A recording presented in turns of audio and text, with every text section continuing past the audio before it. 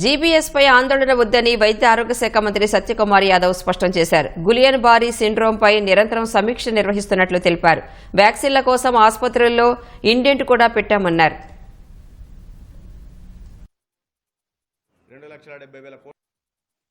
GBs Guillain బారీ syndrome మామూలుగా ఉంటుంది.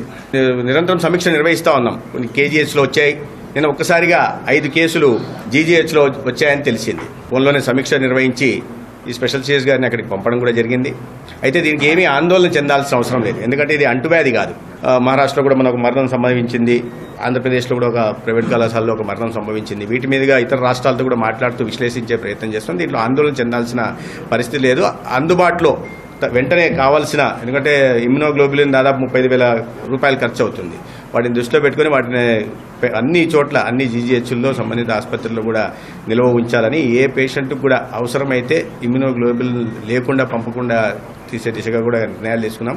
అటువంటి ఏమీ లేవు. కూటమిలో నేను ప్రధాన పార్టీలు 3 పార్టీల్లో నేను ఒక పార్టీని రిప్రజెంట్ చేస్తున్నా.